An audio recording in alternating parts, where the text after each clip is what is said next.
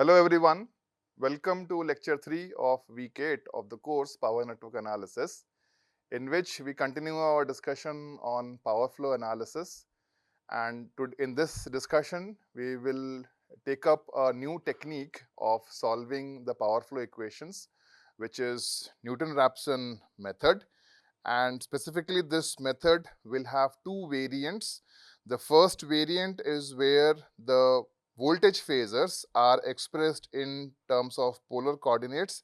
That means voltage at bus I has a magnitude as well as a phase angle theta I, which is being measured with respect to a reference.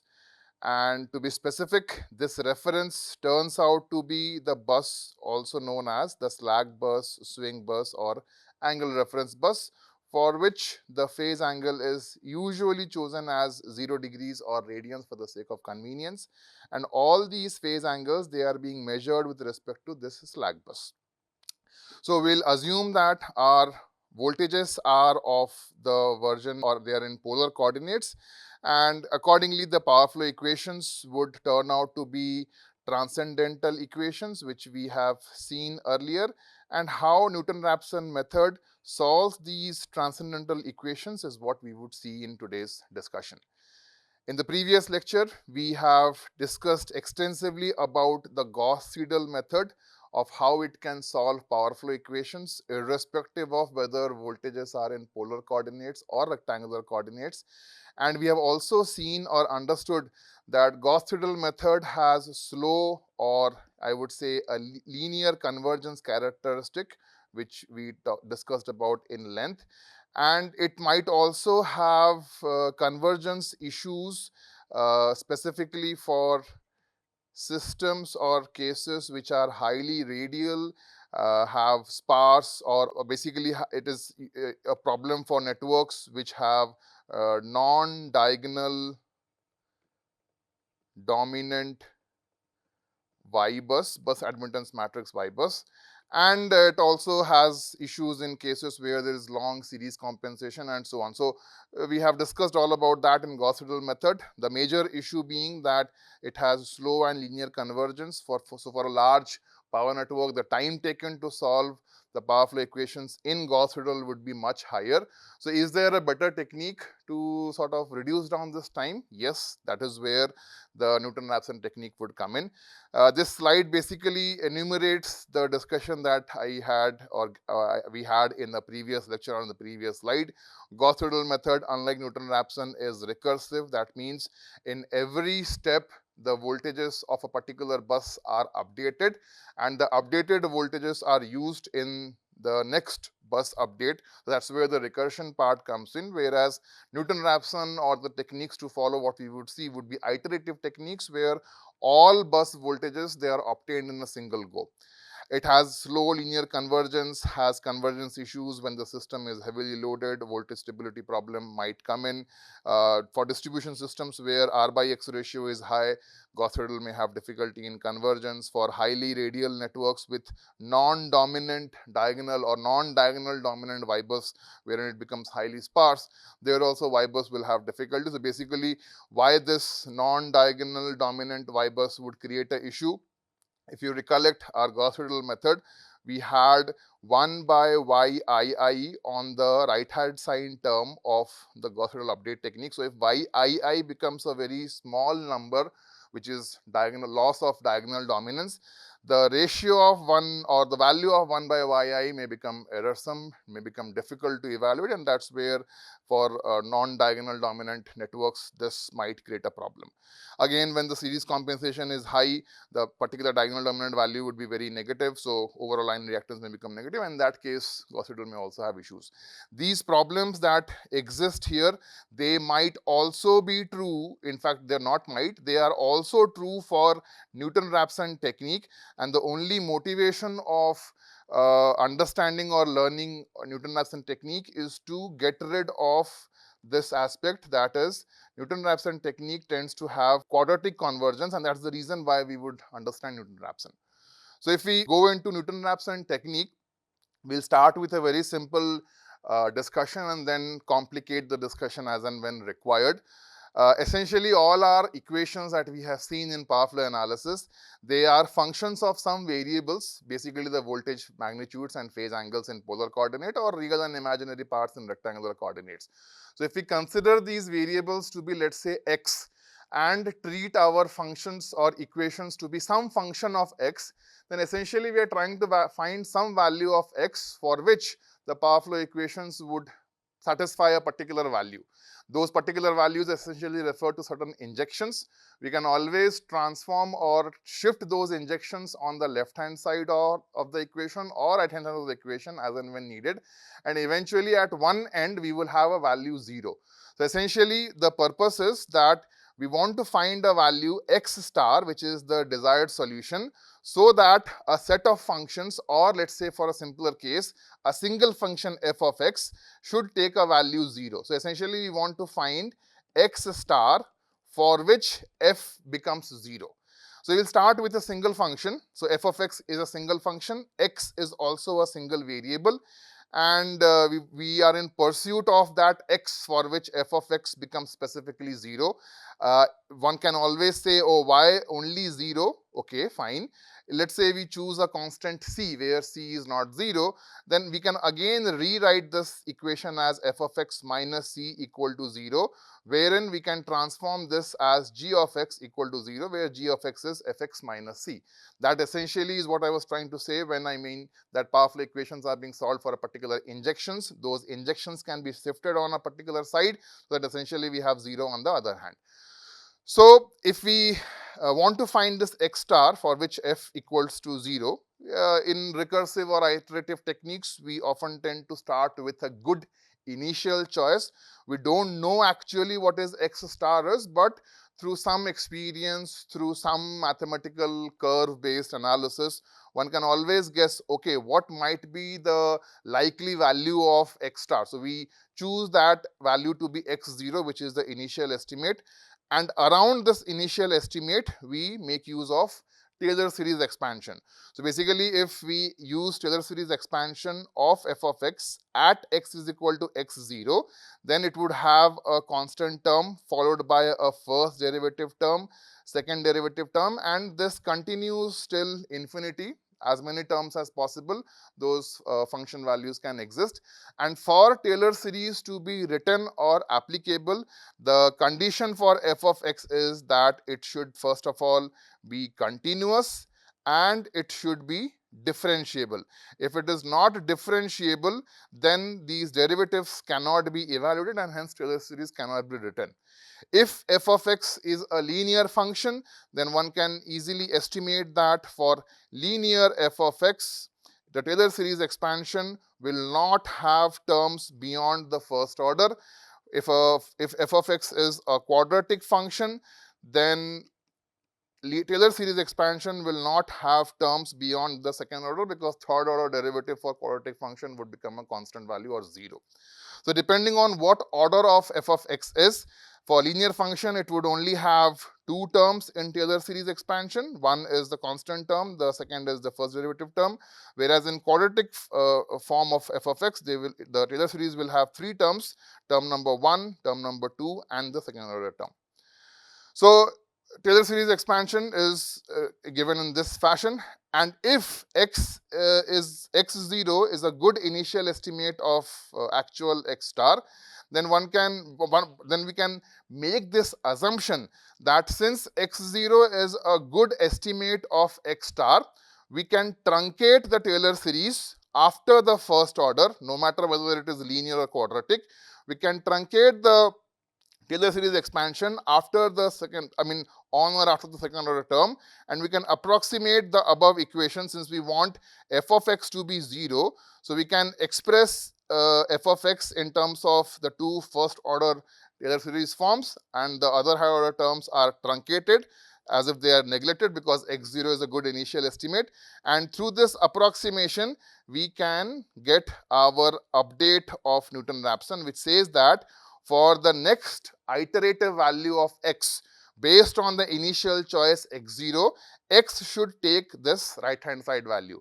And if we see on the right hand side, since x0 is known, so this value is known, f of x is differential, so this value is also known at x0, and f of x0 is again a function, so f is being a function, so x0 is also known. So basically all terms on the right hand side, they are dependent known RHS, they are known dependent terms, and the dependency is on x0, what is that initial estimate. So with new x, we can again repeat this or get this equation till this x value tends to be equal to x star. And what would happen at x star? What we would observe at x star is, basically we want to find x star for which f of x becomes 0. So as x approaches x star, this term here would tend towards 0. And when this tends towards 0, basically this entire term becomes 0. So eventually, as the solution progresses to the actual solution x star, the values would all converge, the differences would narrow down, and that is the reason where that serves as a good convergence check for Newton Raphson. So basically in terms of iteration, at kth iteration, I want to find what is the next value of x, which is xk plus 1, k being the iteration number. I can make use of this Newton Raphson iterative technique to get value of x star for which f is equal to 0. So as I mentioned, as the difference between xk plus 1 and xk becomes less than a particular value, which is, let's say, epsilon or tolerance, usually the tolerance is a value close to 0 because these are numerical techniques. So we can't expect the epsilon value to be perfectly 0. The number of iterations required can become excessively high. A value close to 0 is good enough. So usually 0.001, 10 to the power minus 5, 10 to the power minus 6 value of order of epsilon is good enough for Newton Raphson technique. And this epsilon check could be on the differences between the values of x or the function value itself. This double bar infinity norm is basically the infinity norm here, which I had explained earlier also, which means what is the maximum absolute value of the argument which is present inside this infinity norm. If x is a scalar, infinity norm is same as the value itself. If x is a vector or set of variables, then the infinity norm would refer to what is the maximum absolute possible value of x, if x is a vector, so which is the highest magnitude value. For linear function, a Newton Raphson will always converge in one iteration. How it is so? So let's say if we assume our f of x to be a linear function, which is ax minus b. A could be a matrix, A could be a scalar. So if A is a scalar, x is also a scalar and b is also a scalar. If A is a matrix, then x becomes a vector and b also becomes a corresponding vector which maps with A into x product. We want f of x to be equal to 0, means we want to find x for which ax minus b is equal to 0. And if A is well defined, then the straightforward solution of x is A inverse of b, where if A is scalar, then essentially this is b by A. If it is a vector or matrix, then it becomes A inverse factor. So how come Newton Raphson gets this solution directly in one iteration? Let's see that. So what we would do in Newton Raphson, we would start with some, let's say, initial estimate. So let me mark that initial estimate of x to be xin. And if I apply this iterative update equation on xin, the next iterative update that I would get, so let's say, or maybe I would choose it in this way. Let the initial estimate for linear function f of x, let initial estimate of x be xk.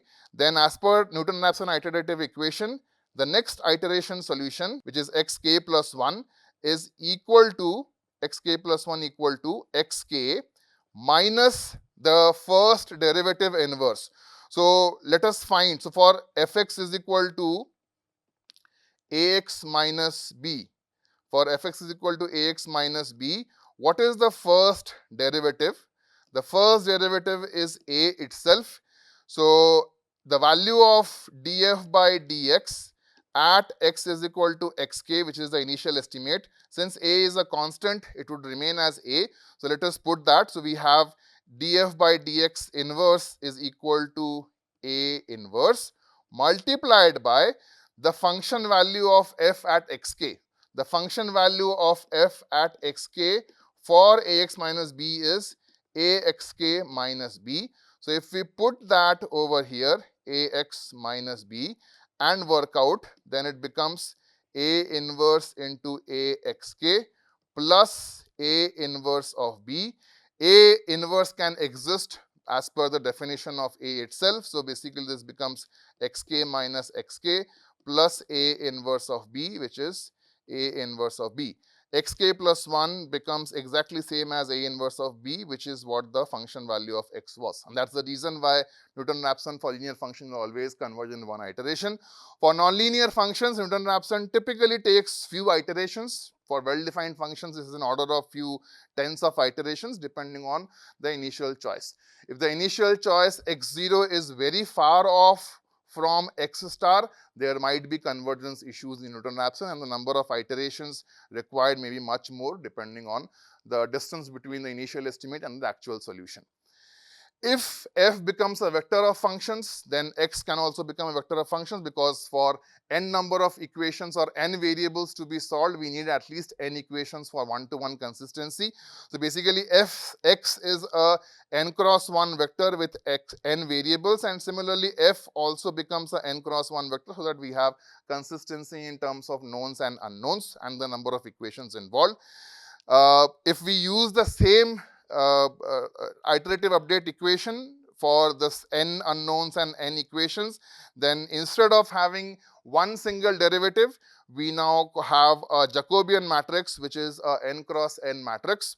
And depending on whether this matrix is well defined, whether it is differentiable, the function values, whether the Jacobian matrix is a matrix, a singular matrix. So depending on all those factors, either this iterative update equation may be applicable or may not be applicable. So for this equation to be true, what is necessary is that J has to be a non-singular matrix. That means its determinant should not be 0. If its determinant is 0, it becomes singular, and J inverse cannot be written.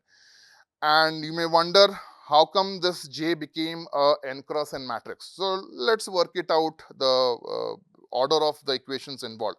So xk plus 1, x being a n cross 1 vector, we have n cross 1 vector here. K plus 1 refers to the kth plus 1 iterative step. Xk is also a n cross 1 vector. Fxk, as shown above, is also a n cross 1 vector. Now, if this equation has to be true and the overall product has to be consistent with the term sitting on the left hand side and right hand side, then essentially a matrix which is n cross n, when multiplied with a n cross 1 vector, results in a n cross 1 vector again, and that's the reason why J has to be a n cross n matrix. Now, how would that J look like in practice? J looks like something of this order, where the rows basically refer to the, so basically if I have to mark the row and column index. So row index, they essentially pertain to a particular function. So let's say this is function 1, then we have function 2 all the way till function n. If row refers to the functions, which is what the numerator terms here indicate, then the columns essentially indicate the derivatives with respect to each of those n variables sitting inside x. Basically, the row index pertains to the function numbers, the column index in J pertains to the variable numbers. And this J is a derivative or a partial derivative matrix. I have intently written partial derivative instead of full derivative, because f1 to fn, they are all functions of all n variables, and for partial derivatives or multiple variable functions, the derivatives are partial derivatives. So in every Newton Raphson iterative equation, the Jacobian matrix is evaluated at the latest value of x, which is shown over here or marked over here, and it needs to be factorized. So as the number of equations go up, if n goes, let's say, in order of few thousands, the size of Jacobian also grows up. And remember, no matter how technologically fast available processors we have, division is always a burdensome exercise and has always been a burdensome exercise. So basically, factorizing or inverting a large n cross n matrix where n is an order of few thousands is a burdensome task. So Newton Raphson has this lacuna of being computationally burdensome for large number of equations. F of x is also to be evaluated at latest x, and this sort of process continues, and convergence criteria remains the same as we saw for one variable, one function, where convergence for in this case would be xk plus 1 minus xk, the maximum absolute possible value. When it becomes less than the tolerance, then the convergence has happened, or the maximum possible function value of all possible n functions. If the maximum absolute value becomes less than tolerance, then also convergence has happened. So coming to Newton Raphson power flow for polar functions, as I mentioned, for polar coordinates, we assume our voltages to be in polar versions, where each voltage has a magnitude as well as a phase. For our sake of convenience, we number our buses from 1 to n. This capital N can be different from the capital N sitting over here. Bus 1 is being considered as slack bus or angle reference bus, although any other bus could be chosen as slack bus. And the power flow equations that need to be solved, they are in terms of transcendental forms of voltages, magnitudes, and phase angles. And the number of equations, we have seen what order of equations they exist. So basically, for real power equations, we have all buses except the slack bus, whereas for reactive power equations, it is applicable only for PQ buses. The number of unknowns, they also pertain to phase angles for all buses except the slack bus, and voltage magnitude is unknown only for PQ buses. For PV buses, voltage magnitudes are specified as per the excitation control available at the synchronous generator connected to the PV bus. The initial estimate or choice is same as Gauss-Seidel method. We call this to be a flat start initial choice, where voltage magnitudes, since they typically have to be close to 1 per unit as per choice of 1 PU. So this is the initial choice similar to Gauss-Seidel, whereas for PV buses, the magnitude is same as the specified value. Phase angles are all chosen to be 0. Iterative update equation for PQ power flow equations or PQ based power flow equations, the logic remains the same. The only function or notation here different is that f of x now pertains to power flow equations, where there are two variants of power flow equations. The first variant is for real power equations, and the other variant is for reactive power equations. And we have these as our equations. The unknowns are phase angles as well as voltage magnitudes. So if we categorize the knowns unknowns in terms of these 4 sets and apply the logic of row and column label the way we discussed in slide number 7 here, then our Jacobian has 4 distinct submatrices. One refers to partial derivative of real power equations with respect to phase angles. The other pertains to partial derivatives of real power equations with respect to voltage magnitudes of PQ buses, and so on for JQ theta and JQB. The rest of the process of finding Newton Raphson solution for polar based power flow equations remains the same as discussed in previous slides. The process of or the function values of these submatrices, 4 submatrices. So essentially, what is the order or size of J? The size of J will remain as n cross n, not n cross n. It would essentially depend on what is the number of equations available for real power and reactive power. So if we look at this real power equations, we have n minus 1 real power equations and we have n PQ reactive power equations. Similarly, if we talk about the unknowns, then we have n minus 1 voltage phase angles, which are the ones shown over here. And we have n PQ unknown voltage magnitudes, which are the ones shown over here. So essentially, the dimension of J matrix is n minus 1 plus n PQ, where n PQ is number of PQ buses, cross n minus 1 plus n PQ, the number of PQ reactive power equations. So how would these numbers look like for the 4 submatrices? Let's see that in the next slides. JP theta submatrix is partial derivative of real power equations with respect to voltage phase angles. The number of real power equations is n minus 1. The number of phase angles is n minus 1. So JP theta actually is again a square matrix of dimension n minus 1 cross n minus 1. And the elements of these JP theta matrices, since we know what is the function order of P and Q, we can easily devaluate these function values and use those approximations.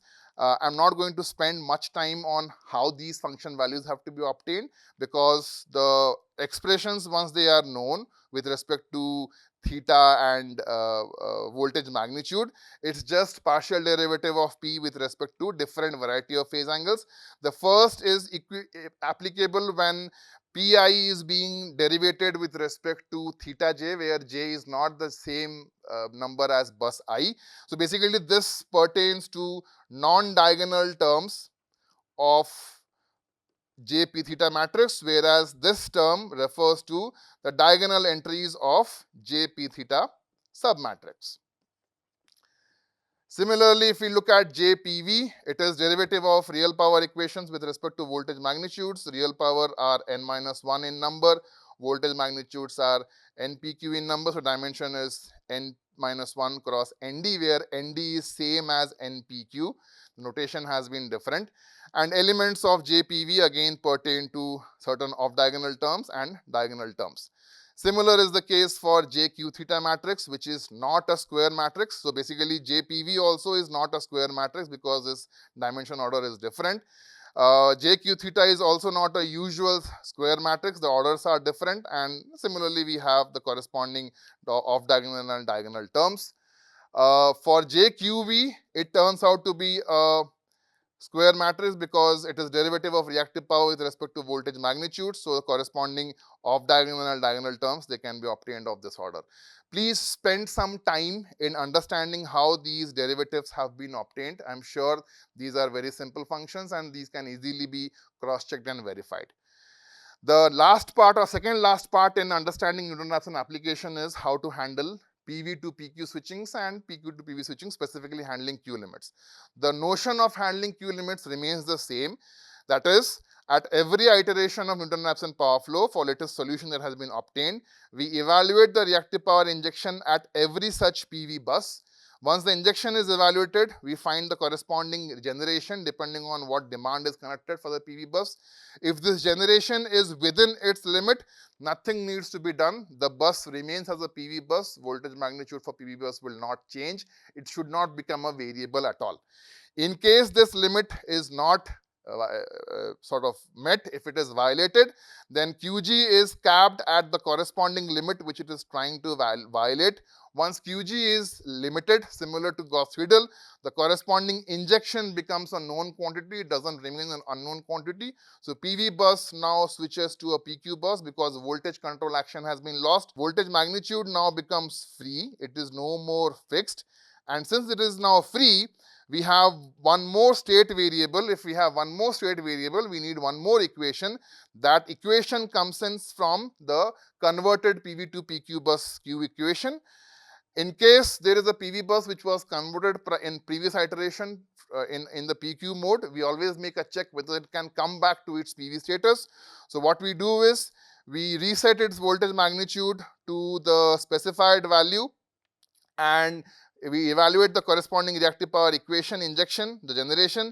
If this generation at the reset value of voltage magnitude is within its limit, then the corresponding PQ bus can become turned back to PV status. The voltage magnitude now becomes fixed, Q equation is now removed, and the sort of a switching continues. So basically this is where the most computationally burdensome task comes in, because with change in PV to PQ switching or PQ to PV switching, the dimension of Jacobian matrix is changing. It either increases by 1 when PV to PQ conversion happens or reduces by 1 when PQ to PV switching happens, and that creates another problem on its own. If we look at the convergence aspect of Newton Raphson technique, so the way we did it for Gauss-Seidel method, I have just written down those equations. Let us consider a simple function f of x for which we want to find x so that f of x is 0. At x is equal to xk, the kth iteration of Newton Raphson, we can apply this Newton Raphson Taylor series expansion and see that as per the update equation in Newton Raphson, the xk plus 1 update is this function which can be rewritten in this particular order.